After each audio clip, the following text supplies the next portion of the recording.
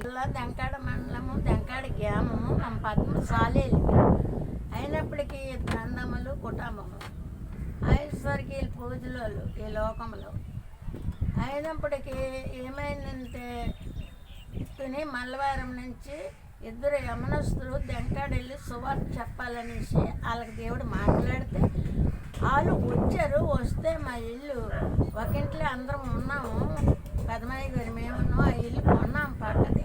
కొనుక్కుంటే వేరున్నామని కొనుక్కుంటప్పటికి హాస్టల్ మా శనాపాత్రే 300 గడప తీసుకొని వచ్చి పద్మశాలిలు తీసుకొని వచ్చి ఈ ఇల్లు చూపించారు. ఇల్లు కావాలట, ఎవరో పాస్టర్ అట, ఇల్లు కావాలట. అన్నయ్య తమ్ముడా ఇస్తారు ఏంటని అడిగితే సరే ఇస్తాము అన్నాము. అయితే అంతనేది కాదు, మిద్దెలు ఒకటి 6 రూపాయలు ఎత్తి.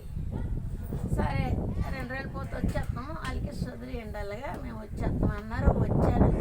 వస్తే మేము చేయాలి పని చేసుకొని ఉండేవారు. పెద్ద కుటుంబం మాది.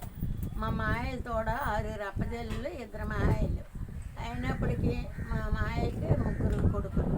మేమందరం అప్పుడు ఒక దగ్గరే ఉండేవారమే. ఆ తర్వాత ఇంకేరు ఉండడం లేదు.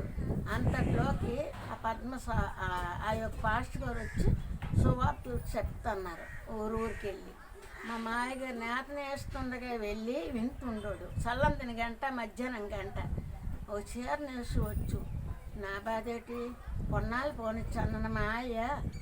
మరి ఈనేటి రాముడిని 2 పూటలు దీపరాజ్యాలు, మా పెదమయ్య 3 పూటలు ఆటలు పెట్టేవాడు. ఇలాంటి వాళ్ళు ఎప్పుడైతే విన్నారో యేసుప్రభు గురించి చెప్తున్నప్పటికీ పాస్టర్ గారు వెళ్ళి చల్లంతిని గంట మధ్యాహ్నం గంట ఉండిపోతే పని పోతుంది కదా. నేనన్నాను ఏటి మాయాలుగా వెళ్ళి ఉండిపోతే అలాగా పని చేసుకోవాలని. ఏటనుకుంటాను అన్నారు. ఏటనుకుంటాను అంటే చెప్పన్నాను నేను. అప్పుడు యేసుప్రభు గురించి చెప్పారు. ఎలాగా చెప్తాను, దేవుడు లోకాన్ని ఎంతో ప్రేమించి తన అద్వితీయ కుమారుని ఇచ్చాడు. ఎలా ఇచ్చాడు, ఒక మరియమ్మ కన్యకలందరూ ప్రార్థన చేస్తుంటారట. ఏమని చేస్తున్నారు, ఒక వాక్క మట్టుగా ఉంది, ఎక్కడ గంధాల్లో ఉంది. ఏమని ఉంది, ఒక కన్యక కడుపులా ఒక శిశువు పుట్టును, ఆయన యేసుప్రభు, ఆయన పేరు యేసుప్రభు అని పెడతారు, ఆయనే ఈ లోక రక్షకుడు అనేసి ఉన్నదనేసి ఆ కన్యకలందరూ ఎవరెళ్ళాలి నాలే ప్రార్థన చేసుకుంటే ఒక మరియమ్మకి మట్టిగా పశ్చాత్తపయ్యాడు దేవుడు. ఎలాగా ఎలుగు పంపాడు. ఆ ఎలుగుని చూసి భయపడ్డది. అప్పుడు ఆ తండ్రి అయిన దేవుడు సృష్టికర్త దగ్గర అందరూ ఉన్నారు, కోట దేవదూతలు ఉన్నారు. ఒక దేవదత్త గాబ్రియల్ దేవదత్తను పంపి మరియమ్మ భయపడదు, నువ్వు దయాపాత్రాలివి, నువ్వు పరిశుద్ధ ఆత్మ ద్వారా గర్భం ధరిస్తున్నావు, పుట్టబో శిశువు పరిశుద్ధుడు, ఆయన ఈ లోకానికి రక్షకుడు అని చెప్తేప్పుడు ఆవిడ ఎంతో మంచిగా ఉన్నది, జీవించింది. కొన్నాళ్ళు జీవించేటప్పటికి ఆయన నెల నిండిన తర్వాత పశువుల సార్లు ఆయన బెత్లెహేములో పుట్టాడు. ఆయన పుట్టిన సొక్క పుట్టింది. ఆ సొక్క ఏటి, అదే అరంజ్యోతి సొక్క. ఈ లోకంలో పెళ్లి చేసుకున్న వాళ్ళందరూ ఆ సొక్కను చూపిస్తాడు వ్యామరుడు. ఆయన చూస్తే మంచిదని అందు గురించి ఆ సొక్క పుట్టింది. పుడితే లోకంలో జ్ఞానులు కూడా జ్ఞానులు ఏడు చేశారు తెలుసా, ఊళ్ళో తలకు తల పుట్టాడు రా, రాజులకు రాజు పుట్టాడు రా, రక్షకుడు పుట్టాడు రా, అందుకే సుఖ పుట్టిందని వాళ్ళందరూ కూడా ఆశ్చర్యం పడిపోయి వాళ్ళు కూడా కొన్నాళ్ళు పోనిచ్చి బయలుదేరి వచ్చారు. ఈ గొల్లలో పశువులు చాలు కదా, ఆ రోజు బెత్లెహేముకి వెళ్ళారు పని మీద.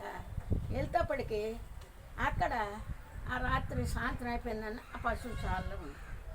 దోతలు వచ్చాయి, పరిసర చేసాయి. ఆయన పుట్టిన వెంటనే సొక్క పుట్టింది. సొక్క పుట్టిన తర్వాత ఈ బెత్లెహేము అంతా సందడే, పశువుల సాల్లో సందడి, సుక్కల్లో సందడి, బెత్లెహేములో సందడి అంతా సందడే. ఆయన పుట్టిన గొల్లలో అక్కడ మందాసారట. వాళ్ళ దగ్గరికి దోతలు వెళ్తాడు, కాలు భయపడిపోతాను. ఓ ఏటో వచ్చేస్తుంది పోతాం అనుకోండి. ఓ గొల్లలా భయపడకండి, లోకమంతటికీ కలగబోయిన మహా సంతోషకరమైన సువార్తను మీకు తెలియజేయడానికి వస్తున్నాము అంతటి కళ్ళు ఎలా చూసి ఉండిపోండట. ఉండిపోతేప్పటికి అలాగా అనుకోని గురిపే పిల్లలు తెచ్చి ప్రభుకి ఇచ్చేసి ప్రభుని చూసి అత్యంత భర్తలు అయిపోయి పాటలు పాడుకొని నాట్యం చేసుకొని రచ్చగడ పుట్టాడని వాళ్ళ మంది గొర్రెల్లోకి వాళ్ళ మందలోకి వెళ్ళిపోయాడు. అలాగైన తర్వాతనే జ్ఞానులు కూడా వచ్చారు. బంగారు సాంబ్రాన్ని బంగారు బోలాలు పెట్టెలతో ముగ్గురు తెచ్చి ముగ్గురు జ్ఞానులు లోక జ్ఞానులు రోజు వాళ్ళు తెచ్చి ఒంట్ల మీద వచ్చారు. అక్కడ 3 రోజులు ప్రయాణం మీద తూర్పు జ్ఞానులు ఎక్కడైతే సుఖం ఉందో అక్కడ ఆ ఇంట్లో ఉంటాడో అనేసి సుఖం చూసుకొని వచ్చారనమాట. అప్పుడు ఆ ఇంట్లో దూరితేపటికి యేసుప్రభువును చూసి అత్యంత భక్తులు అయిపోయారు. పెట్లు ఇప్పేసి అక్కడ పెట్టారు. పెట్టి మోకరించి రచ్చగడ పుట్టేవాళ్ళు ఎంతో సంతోషించి మళ్ళీ వెళ్ళకాలు వెళ్ళారనమాట. ఇవన్నీ మా మాయగారు చెప్తున్నారు. ఆ తర్వాత 30 సంవత్సరాలు మైనర్ తీరిన తర్వాతనే ఈ లోకానికి వచ్చాడు. ఆలయంలోకి వెళ్ళి ప్రార్థన చేయడం చందనం చేస్తాడు. తల్లి అన్నదంట, ఏటి బాబు ఇక్కడ ఉండిపోయావంటే, అమ్మ నేను దేవుడి పని మీద ఉన్నానని మీకు తెలీదా అని అడిగింది. అప్పటి నుంచి కూడా ఈ లోకములో సృష్టికర్తను తెలియకపోయినప్పటికీ కూడా తన కుమారుని అందుకే పెంపాడనమాట. ఈ లోకంలో 3.5 సంవత్సరాలు సువార్త చేసి 1,000 కొద్ది పెదలు ఆయన మీద పడిపోతే రోగుల్ని బాగు చేసి చచ్చిపోయిన వాళ్ళని బతికించి వాళ్ళ కుమారుడు చనిపోతే ఆ అమ్మ దొలిగెళ్ళి ఏడితే పాడెట్టుకుని వెళ్ళారు. పాడి తీసుకుని వెళ్ళిపోతేప్పటికి పరిగెట్టి వెళ్ళి ఈ జనాన్ని వదిలేసి పాడి దించండి అన్నాడు. ఈ కుమారుడు చనిపోలేదు, నిద్రపోయాడు వెళ్ళే అని తల్లికి తీసుకొచ్చి ఆవిడ చేతికి పెట్టాడంటే దేవుడి ప్రేమ ఎంతో చూడండి. ఆయన ప్రేమ ఎంత గొప్పది. ఎవరు ప్రేమించారు ఈ లోకంలో? యేసుప్రభు ఒక్కడే లోకాన్ని ప్రేమించి తన ప్రాణాన్ని ఇచ్చాడనమాట. 3.5 సంవత్సరాలు ఎప్పుడైతే సువార్త చేసి సత్యమాలను బతికిన రోజులు బాగు చేసి రాములు పెట్టుకున్న రాజులు ఏమన్నారంట, ఈయన దేవుడు అంట, ఈయన చంపుదాము, ఆయన ఎలా ఎలాగెత్తాడో చూద్దాం అంటే, నా యాలం పడగొట్టండి, నేను 3 రోజులకి కడతాను. సరే అన్నారు. మన పాపాల కొరకే, లోక పాపాల కొరకే ఆయన మనకి సిలువలో ప్రాణం పెట్టాడు. మన చేతులతో చేసి పాపాల కొరకే ఈ చేతిలో మేకలు వేయించుకోండు, బుర్రతో చెడు ఆలోచనలు చేశాం కాబట్టి కిరీటం ముళ్ళు కిరీటం పెట్టాను. రక్తం ఆయన ఒంటిని పరిశుద్ధ రక్తము ఉండకంటే మన కొరకయ్యే కార్చాడు. 3 దాకా 40 దెబ్బలు కొట్టారు. కొరపానంతో ఉన్నాడు యేసుప్రభు. ఎప్పుడైతే సిలువుకి స్థాపనం చేసి చేతిలో గాయాలే మేకలు వేసినప్పుడు, తండ్రి వీళ్ళు ఏం చేయబోతున్నారు, వీళ్ళు ఎరగరు, వీళ్ళ క్షమించు. చూసావా మన దేవుడు ఎలాంటి వాడు, క్షమించే దేవుడు. నరకాన్ని తప్పించి మోక్షానికి తీసుకెళ్ళిన దేవుడు మన దేవుడు. ఇవన్నీ భాషకు చెప్తేప్పటికి మా మాయ గురించి మనం చనిపోతే విగ్రహారాధన మహాపాపం, చెడు ఆలోచనలు మహాపాపం.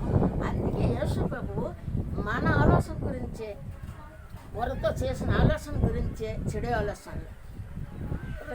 కిరీటం పెట్టుకోండు, చేతుల్లో గాయాలు వేసుకోండు, చేతులు చేసిన పాపాల కొరకయ్యి, శరీరంతో దేహంతో జరిగించిన పాపం కొరకయ్యి 1 దాకా 40 దెబ్బలు తిన్నాడు. నాగల చాలు దున్నట్టే దున్నేశారు కాళ్ళల్లో మేకలు. ఎందుకు? మన పాపాల కొరకయ్యి. మనం పాపలమే, పాపంతో పుట్టాం, పాపలోకంలో జీవిస్తున్నాం.